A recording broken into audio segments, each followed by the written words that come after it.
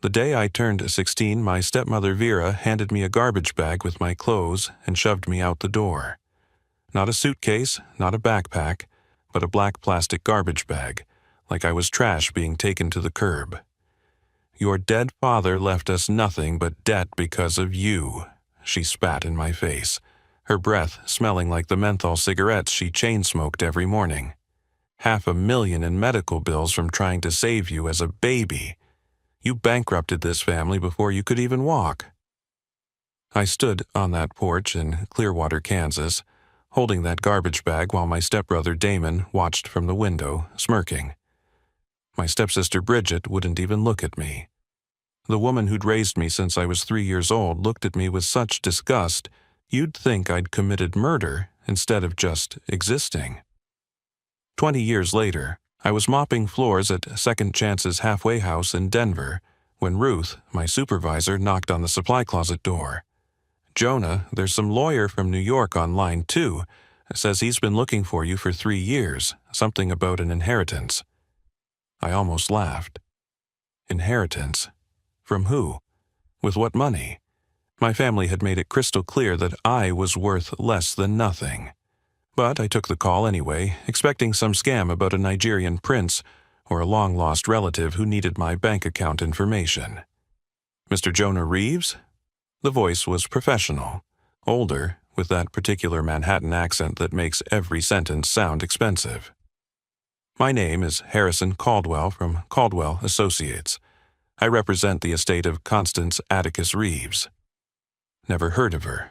Wrong person. Please don't hang up. You are the son of William Atticus Reeves, correct?" My hand froze on the receiver. Nobody knew my father's middle name. It wasn't on his death certificate, wasn't in his obituary, wasn't anywhere except my original birth certificate that I'd only seen once when replacing my ID at age 25. Atticus. Such a strange, distinctive name that I'd never forgotten it. "How do you know that name?" "Because Constance Atticus Reeves was your grandmother, your father's mother, and she left you everything. My father was an orphan. He didn't have a mother. Your father ran away from home at 18 and never looked back. But Constance never stopped looking for him. When she found out what happened to you, what your stepmother did, she changed her entire will. Mr. Reeves, you've inherited approximately $89 million. The mop handle slipped from my hand and clattered on the floor. 89 million. The words didn't make sense. I'd spent 20 years sleeping under bridges, eating from dumpsters, believing I was so worthless that my own family couldn't afford to keep me.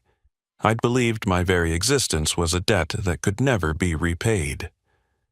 "But there's more," Caldwell continued, his voice gentle like he was trying not to spook a wild animal. "Your stepmother lied to you. Your father didn't die in debt. He was actually quite wealthy when he died. He owned 3 hardware stores. He had life insurance, he had investments. Your medical bills were fully covered by insurance and a trust from your maternal grandparents. You never cost your family a single penny." The room started spinning. I grabbed the doorframe to stay upright. "That's impossible. Vera said the bills were $500,000. She showed me the notices. She said collectors called every day."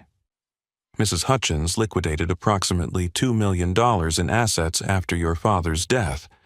She told the probate court she was the sole beneficiary. Then she created an elaborate fiction about medical debt to justify what she'd done. Mr. Reeves, you were never a burden. You were a victim of theft and fraud. $2 million. The number echoed in my head. $2 million that should have been mine, that should have paid for college, for a home, for a life. Instead, I got a garbage bag and 20 years of believing I was worthless." "We need to meet in person," Caldwell said. "There are documents to sign, but more importantly, there's a letter from your grandmother. She wanted me to read it to you personally, to make sure you understood that you were loved, that you were always loved, even when it felt like the whole world had thrown you away." I thought about 16-year-old me, standing on that porch, convinced I'd destroyed my family just by being born. I thought about all the nights I'd stayed awake wondering what was so wrong with me that my own stepmother couldn't stand to look at me. I thought about every job I'd worked, every dollar I'd saved, trying to prove I wasn't expensive, wasn't a burden, wasn't too much. And now this lawyer was telling me it was all a lie, every single word of it. My name is Jonah Reeves. At 16, I was thrown away like garbage by a woman who stole my inheritance and then blamed me for the theft. At 36, I discovered that my worth was never measured in dollars and cents, but in the love of a father who died trying to protect me, and a grandmother who spent her final years trying to find me. This is the story of how I learned that sometimes the people who throw us away are actually setting us free to discover who we really are. And who I really am, it turns out, is nobody's garbage and everybody's proof that you can't put a price on a human soul. My name is Jonah Reeves, and until 3 months ago, I believed I was the reason my family lived in poverty. Every morning, I wake up in my studio apartment in Denver, a simple place with creaking floors and windows that don't quite shut all the way, but it's mine. After 20 years of sleeping wherever I could find shelter, having my own key still feels like a miracle. I work at Second Chance's halfway house, helping other people who've lived on the streets find their way back to something resembling normal life. Most days, I'm good at my job because I understand what it's like to believe you're beyond saving. Growing up in Clearwater, Kansas, our house was a constant reminder of everything we didn't have. The roof leaked every time it rained, and we'd scramble to put buckets under the drips. The furnace broke every winter, and we'd huddle around space heaters that Vera bought from yard sales. The kitchen table had one short leg that we propped up with a phone book from 1998.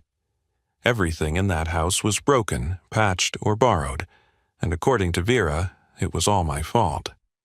"Your birth nearly killed you," Vera would tell me while serving dinner, always giving me the smallest portion.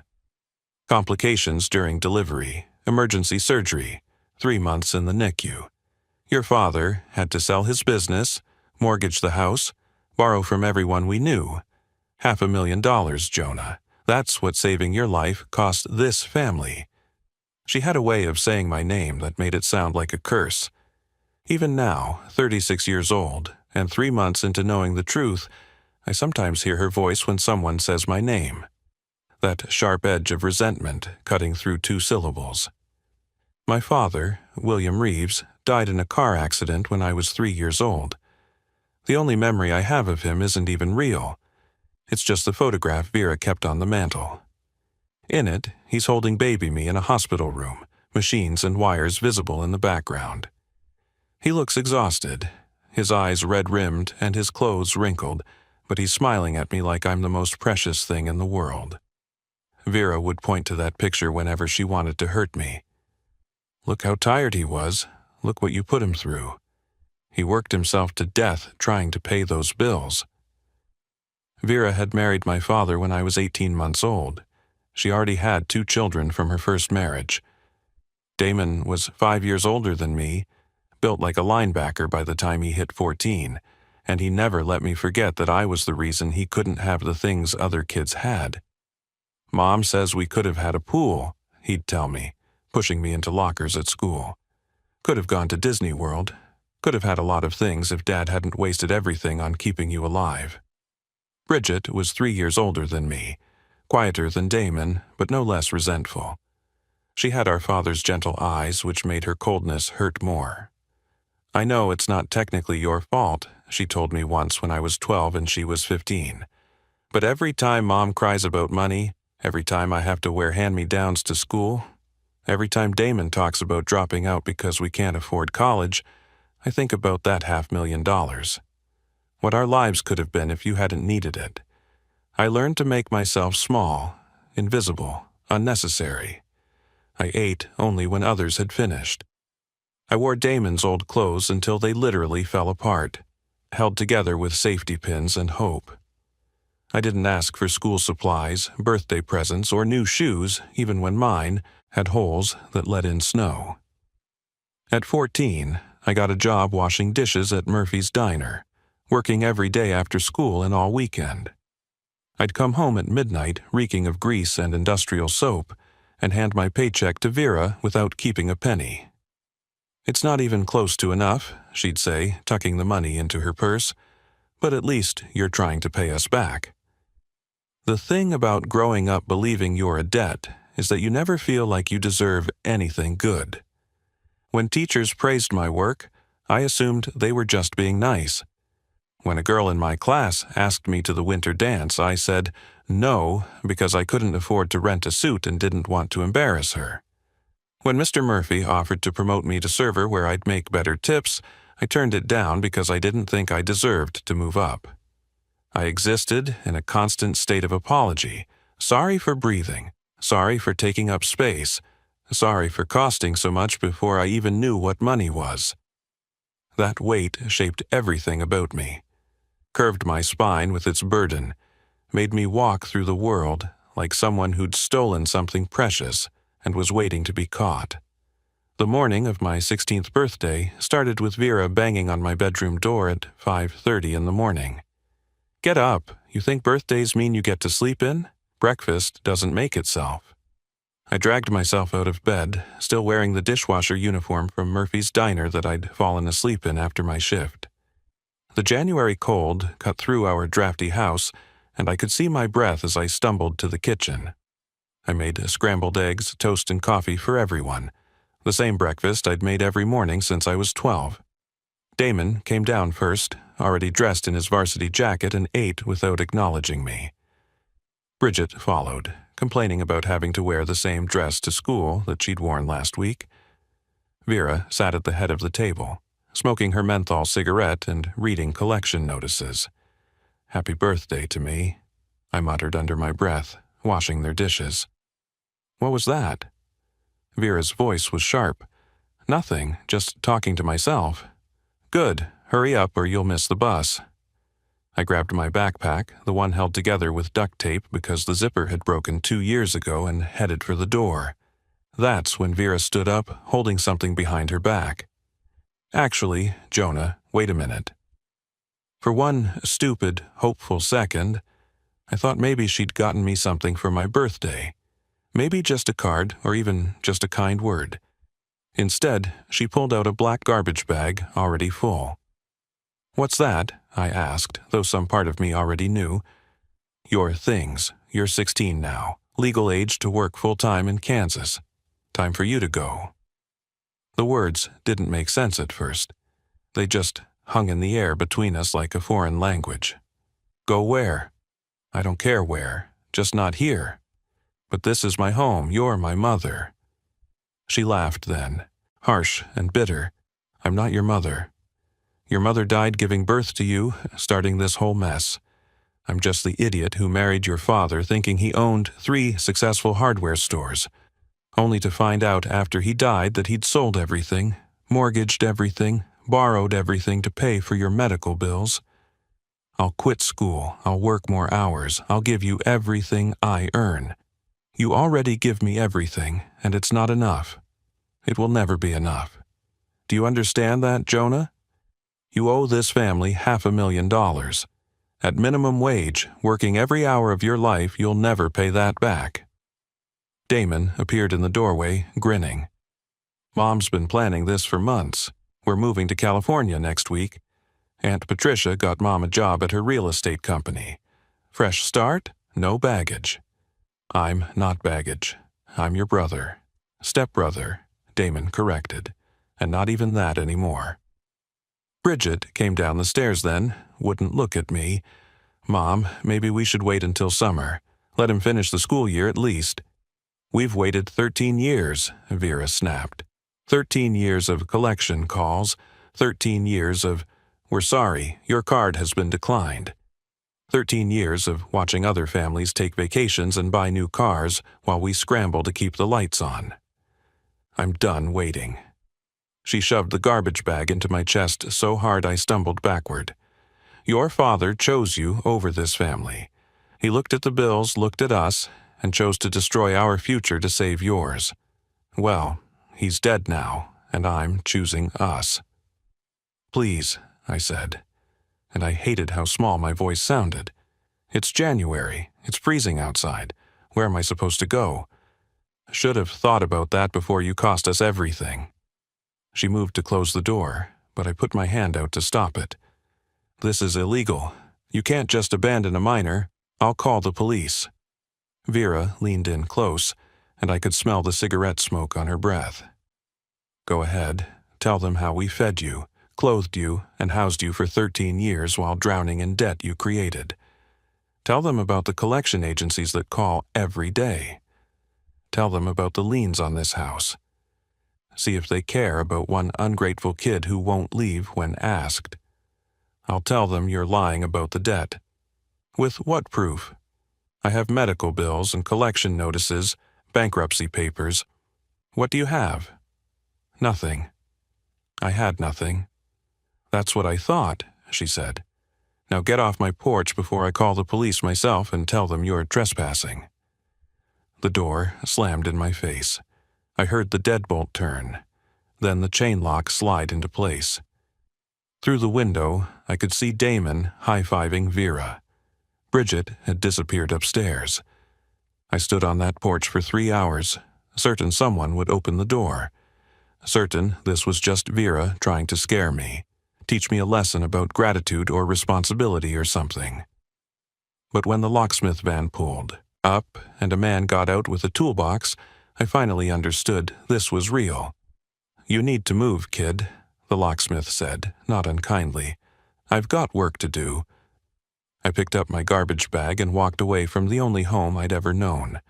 My breath forming clouds in the freezing air, wearing a thin jacket and shoes with holes in them, carrying my life in the same kind of bag people use for their trash. That first night behind Murphy's diner nearly killed me. The temperature dropped to 12 degrees, and I wrapped myself in every piece of clothing from that garbage bag, but it wasn't enough. My fingers went numb first, then my toes, then that dangerous, sleepy feeling that means your body is giving up. I kept moving, doing jumping jacks behind the dumpster like a crazy person, knowing if I stopped, I might not start again. Mr. Murphy found me the next morning when he came to open at 5 o'clock. Jesus Christ, Jonah, what the hell are you doing back here?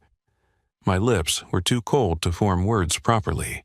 He dragged me inside, sat me next to the industrial oven, and made me drink hot coffee until I could feel my fingers again. When I finally told him what happened, his face went through several emotions before settling on rage. That woman threw you out? In January? You're 16 years old? She said I cost too much, the medical bills from when I was a baby. Mr. Murphy let me sleep in the storage room for a week, bringing me blankets from his house and leftover food from the kitchen. But then his wife found out. We can't harbor a runaway, Frank. We could lose everything. The state could shut us down. He needs to go to foster care or back home. I can't go back, I told them. And foster care means questions, means court, means maybe they send me back to Vera anyway. So I ran. I took my garbage bag and disappeared into the underbelly of Kansas, then Colorado, learning the geography of homelessness. Every city has its hidden spaces where the thrown-away people gather. Under bridges, the concrete holds heat longer than you'd think. Behind 24-hour laundromats, the vents blow warm air. Church doorways offer protection from wind, and most priests won't call the cops if you're gone by morning. I learned to find day labor at construction sites, no questions asked if you worked hard and kept quiet. I learned which restaurants threw out perfectly good food and when. I learned to shower at truck stops, sleep in shifts to avoid being robbed, and never look too comfortable anywhere because comfort makes you visible, and visible makes you vulnerable. The worst part wasn't the hunger or the cold or even the fear. It was the erosion of self that happens when everyone looks through you like you don't exist. You start to believe maybe you don't. Maybe you really are garbage like the bag Vera handed you. Maybe this is what you deserve for costing so much, for being so expensive to keep alive. At 19, I got arrested for vagrancy in Denver. The judge gave me a choice, jail or a program at St. Benedict's Mission. I chose the mission, thinking it was just another shelter. But Father Timothy, who ran it, saw something in me that I'd forgotten existed.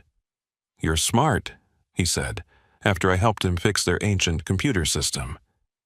"Why aren't you in school?" "School costs money, everything costs money, I already cost too much." He made me tell him the whole story, and when I finished, he was quiet for a long time. "Your stepmother was wrong," he finally said. "The only thing you cost was love, and that's supposed to be free." Father Timothy helped me get my GED, then convinced me to take community college classes. I was 25, living in the mission's transitional housing, when I finally got a real job with a paycheck that didn't come in cash at the end of the day. Warehouse work wasn't glamorous, but it was steady, and steady was everything when you'd spent 9 years never knowing where you'd sleep. I saved obsessively, terrified of needing anything from anyone. Even when I could afford my own apartment, I stayed in the mission another year, banking every penny. Other residents thought I was crazy. "Why you living here if you got money?" they'd ask. "Because I need to prove something," I'd tell them, though I couldn't articulate what. At 30, I applied for a job at Second Chance's halfway house. The director, Ruth, was a former nun with eyes that could see through anyone's facade. "Why do you want to work here?"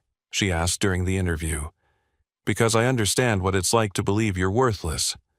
I want to help people remember they're not." She hired me as a janitor. I worked my way up to intake coordinator, then counselor, getting my certification at night school. Every person who came through those doors carrying their possessions in trash bags, I saw myself. Every teenager thrown out by their family, I saw that 16-year-old kid on Vera's porch. I built a life, small and careful, like someone assembling a house of cards in a windstorm. I dated occasionally, but never let anyone close enough to ask about my family. When coworkers talked about their childhood memories, I changed the subject. When clients asked how I understood so well what they were going through, I'd say, "We all have our struggles," and leave it at that. I never looked for Vera, Damon, or Bridget. What would be the point? They'd made their choice, and I'd survived it. But sometimes, late at night in my small apartment, I'd wonder if they ever thought about me. If they ever wondered whether I'd lived or died after they changed those locks. If they ever felt guilty about throwing away a 16-year-old boy in the middle of winter with nothing but garbage bag and a lifetime of false debt to carry. 3 days after that phone call, I was sitting in Harrison Caldwell's Manhattan office, 40 floors above Park Avenue. The elevator ride alone cost more than my monthly rent, all marble and mirrors, and soft classical music. Caldwell's assistant offered me coffee in a cup so delicate I was afraid to hold it, my warehouse worker hands suddenly feeling too rough for this world of wealth and refinement. Caldwell himself was in his 70s, with silver hair and kind eyes behind wire-rimmed glasses. His office looked like a movie set, all dark wood and leather-bound books, with a view of the city that made my stomach drop. He pulled out a thick folder and placed it between us like he was handling something sacred. "Before we begin," he said, "I need you to understand that what I'm about to tell you might be difficult to hear. Would you like to take a moment? I've been homeless for 20 years because my stepmother said I bankrupted my family. Whatever you have to tell me can't be worse than what I've already lived through." He nodded slowly, then opened the folder. The first thing he pulled out was a photograph. It was my father, young, maybe 20, standing next to a severe-looking woman dripping in pearls and judgment. They were in front of a mansion that looked like something from a magazine. "This is your grandmother, Constance Atticus Reeves, and your father when he was 20. The Atticus family built their fortune in mining, starting in the 1890s. By the time your father was born, they were worth approximately $300 million. I stared at the photo. My father, who Vera said died broke, standing in front of a mansion. That's impossible. Your father was raised with everything money could buy: private schools, yacht clubs, a trust fund that would have made him wealthy for life.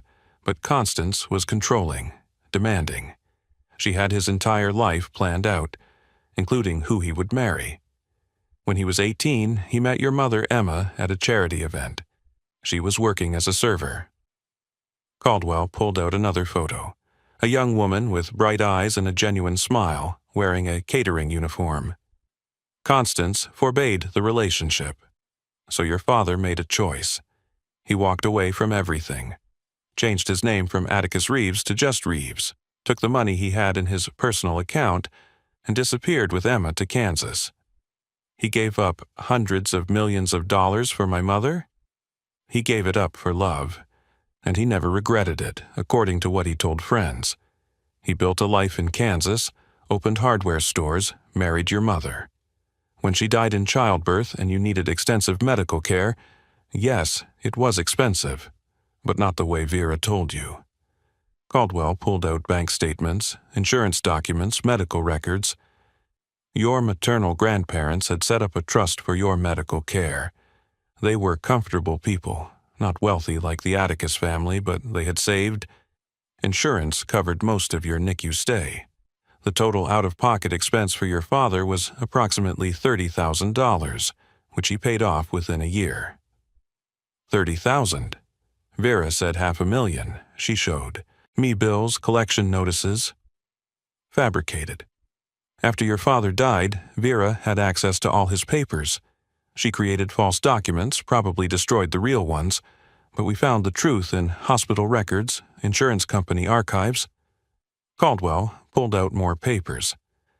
Your father owned 3 successful hardware stores. He had life insurance policies totaling $1 million. He had investment account and savings, even a college fund he'd started for you. Total value, at the time of his death, approximately $2 million. My hands were shaking. What happened to it? Your father died without a will. He was only 29, thought he had time. Kansas law favored the surviving spouse. Vera liquidated everything within 6 months. Sold the stores, cashed the policies, emptied the accounts. She told the probate court she needed it for your medical debts and family expenses. No one questioned a widow with 3 young children.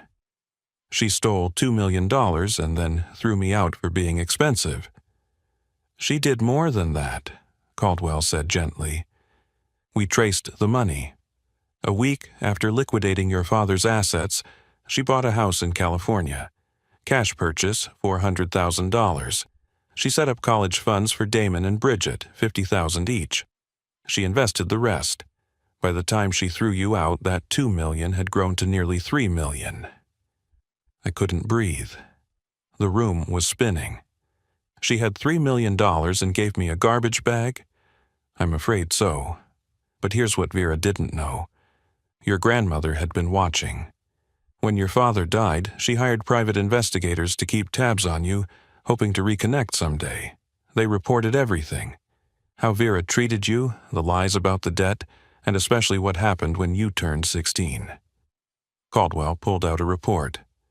January 15th, subject was expelled from family home on 16th birthday. Given belongings in garbage bag. Temperature 12 degrees. Subject attempted to remain on porch for approximately 3 hours. Family changed locks. Subject last seen walking toward commercial district. Your grandmother tried to find you immediately, Caldwell continued. She sent investigators, offered rewards, but you'd disappeared completely. It took her years to accept that you'd either died or didn't want to be found. The guilt nearly destroyed her. He pulled out one more document. She rewrote her will 3 years before her death. Everything goes to you. The entire Atticus fortune, all the real estate, the investments, the mining rights.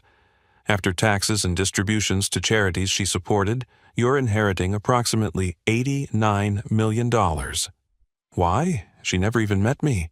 Because she realized too late what really mattered. She spent 40 years estranged from her son over money and control, and when she learned what that same money had done to you, how it had been stolen and used to justify throwing you away, she couldn't bear it. Caldwell handed me an envelope, sealed with wax. She left you this. I opened Constance's letter with shaking hands, the wax seal crumbling under my fingers. Her handwriting was elegant but shaky, like someone fighting against time to get the words down. "My dear Jonah, I failed your father, and by extension, I failed you. My pride and need for control drove away the only family I had. When I learned what that woman did to you, how she used my son's death to enrich herself while casting you out like garbage, I knew I had to make it right. Your father called me once, after you were born. He said you were perfect, that holding you made every fight we'd ever had seem meaningless. He wanted to reconcile, to bring you to meet me. I refused. I was too proud, too stubborn. A week later, he was dead. I cannot undo my mistakes, but I can ensure that you never again have to question your worth. You were loved, desperately, by a father who would have given anything for you. You are not a burden, you never were. Use this fortune to heal, to help others as I know you've been doing, and to build the life you deserve. And perhaps forgive an old woman who learned too late what truly matters. Your grandmother, Constance." I sat in that expensive office, holding an $89 million inheritance, and cried for the first time in 20 years. Not for the money, but for the truth. My father hadn't bankrupted himself saving me. He'd loved me. My grandmother, who I never knew existed, had spent her final years trying to find me, to make things right. I wasn't garbage. I had never been garbage. The first thing I did with the money wasn't buy a mansion or a sports car. I went back to Second Chance's halfway house and doubled their funding. Then I established a new program specifically for homeless youth who'd been thrown away by their families. We called it Atticus House, after my father's middle name that had unlocked this entire truth. I hired private investigators of my own, not for revenge but for answers. They found Vera living in Malibu, in a $4 million house with an ocean view. Damon had become a plastic surgeon in Beverly Hills.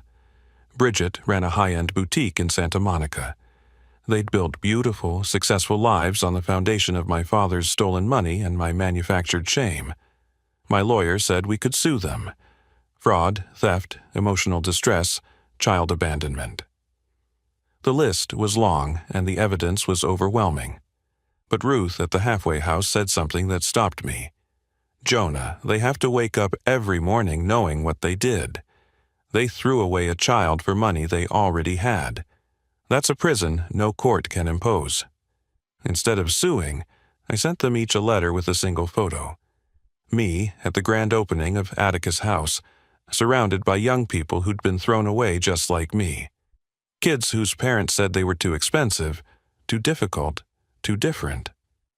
I wrote only one line. "I know the truth now, and I forgive you." Bridget called me within an hour of receiving the letter, sobbing so hard she could barely speak. "Jonah, I swear I didn't know. Mom told us the same story about the debts. She showed us the bills. I thought we were poor because of the medical costs. I'm so sorry. I'm so sorry." I believed her. We talk now, carefully rebuilding something that was stolen from us. She told me that after high school, she'd wondered why they suddenly had money for her college, why her mother could afford a house in California. Mom said she'd been saving secretly, that she'd inherited something from a distant relative. I never questioned it. Damon never reached out, but Bridget told me he'd gone into therapy after receiving my letter. "He can't handle what he did to you," she said. "He remembers every cruel thing he said, every time he hurt you.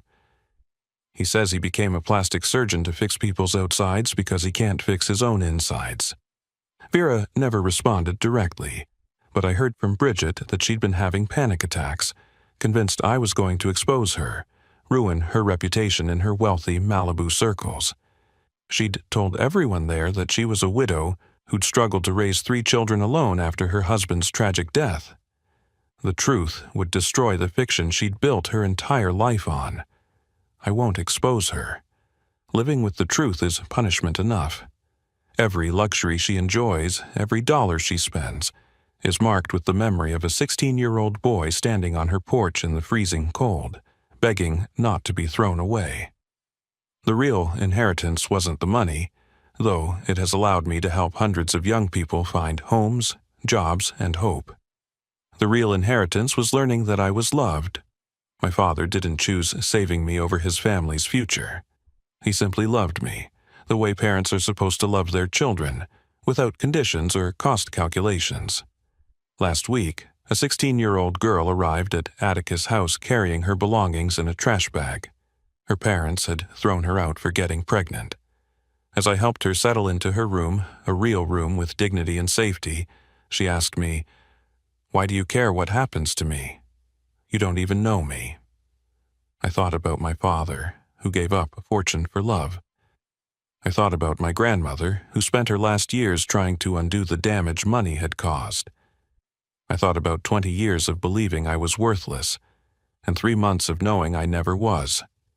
Because, I told her, someone once convinced me I was too expensive to love. It took me 20 years to learn they were wrong. You're not too expensive, too difficult, or too much of anything. You're exactly enough, exactly as you are. And that room you're standing in, that's not charity. That's justice. It's what you deserve simply for being human. She started crying then, and I remembered what it felt like to be 16 and thrown away, to believe you're garbage. But I also remembered what it feels like to learn the truth. That love doesn't keep receipts. That worth isn't measured in dollars. That sometimes the people who throw us away are actually setting us free to find families who choose us. My name is Jonah Reeves. I am my father's son, my grandmother's legacy, and nobody's burden. At 16, I was handed a garbage bag and told I was worthless. At 36, I learned I was worth more than money could ever measure. Not because of the inheritance, but because I survived long enough to learn the truth. Every thrown-away person is priceless. The $89 million is nice. It builds buildings, funds programs, changes lives. But the truth that I was desperately loved by a father who died too young and a grandmother who learned too late. That rebuilt my soul. And now I make sure every kid who walks through the doors of Atticus' house learns that same truth without having to wait 20 years for it. Vera stole my inheritance, but she couldn't steal what really mattered: my father's love, my grandmother's redemption, and my ability to turn 20 years of pain into purpose. Every young person living at Atticus' house is proof that being thrown away doesn't mean you're garbage. Sometimes it just means you are too valuable for small people to recognize your worth. That's the real inheritance. Not money, but truth. And truth, it turns out, can rebuild a life that lies destroyed. It can transform a garbage bag into a symbol not of worthlessness, but of survival. It can turn 20 years of homelessness into a lifetime of giving others homes, and it can teach a boy who was told he cost too much that the only thing worth spending is love, and love, real love, never sends a bill. If this story touched you, if you've ever felt worthless or thrown away, please share this video with someone who needs to hear that they matter. Leave a comment below about a time when you discovered your own worth despite what others said. And subscribe to this channel for more stories about people who turned their deepest pain into their greatest purpose.